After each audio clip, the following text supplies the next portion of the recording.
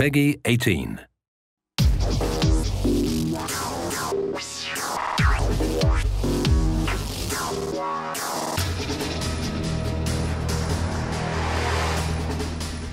The moon is a great place for this game. It establishes a whole new set of promises for a Borderlands game. The place that gave us the most freedom to really do whatever we wanted was somewhere that lied between Borderlands 1 and 2. Between Borderlands 1 and Borderlands 2, we have this really interesting story that we've never told. In Borderlands 1, the moon is a solid piece of rock. In Borderlands 2, it's all cracked and damaged. Something kind of changed up there. When people play Borderlands 2, there's a Hyperion space station and there's lava cracks all over the moon. The Australia guys really wanted to explore that.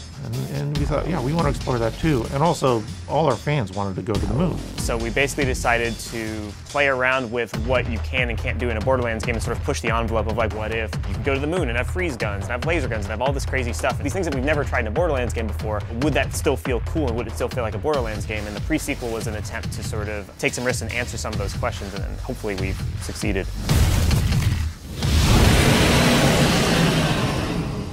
Yeah, because I did notice in my testing as well that if you like blood rushed up at a guy with a jetpack or something and you missed because he moved out of the way, you can get some serious height, which is very fun, but maybe the art guys will kill us if we let it play. Even before we started working on Borderlands, as we saw message boards and everything, like people wanted to go to the moon. That was our very first goal in this game. It opened this massive wealth of opportunities of us to kind of change up the gameplay. It's the same Borderlands gameplay they really, really like, with some new twists that actually change the game more than you would think. Yeah, you can jump really high, you can use the oxygen for jetpacks, you can use laser weapons for the first time in a Borderlands game.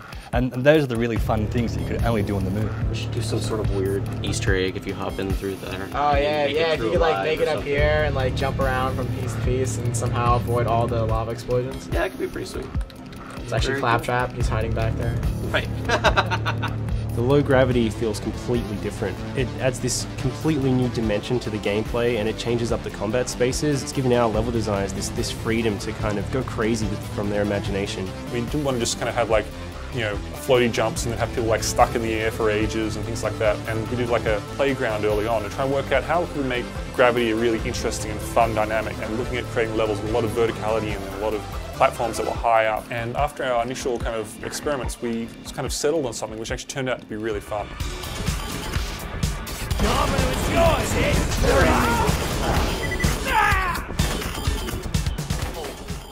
We solved the problem of being floating in the air for ages by having this kind of slam kind of ability. My thoughts on Butt Stomp is that Butt Stomp is hilariously fun. The butt slam is just a wonderful piece of gameplay. It's just called a slam, technically, but I have to call it a butt slam. It's just too much fun to say that. Was it butt slam or was it butt stomp? It's all the above. It's interchangeable. There's nothing like being in the air and being able to just drop down on somebody and stagger them and do a couple shots and headshots and suddenly they go down, and it's just a blast. Send our meanest, greasiest men to grind a Vault Hunter to meaty dust. Was already on it.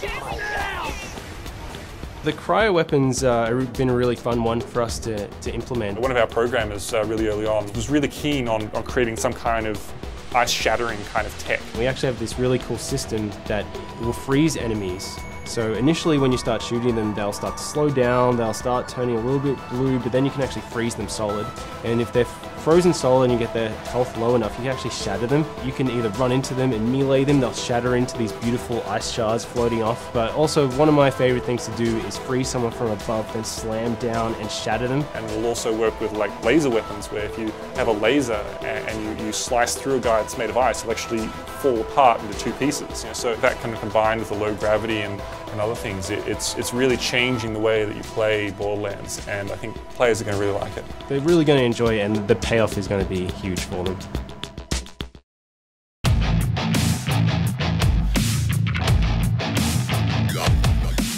Well, you become one of the Vault Hunters, one of the heroes that's sort of working with Handsome Jack during his rise to power. Everybody loved Nisha. She was this character that we all regret killing off. Spoiler. She's worse than Handsome Jack in many ways. Like, she just enjoys strangling puppies. Claptrap's a little bit of, a little bit incompetent. You know, he's a little bit of unpredictable. His action skill is lunacy. Oh, cool. Athena, she was this badass warrior type. What if we played as her? So it's a really interesting timeline, and it's really fun, and it's really eye-opening.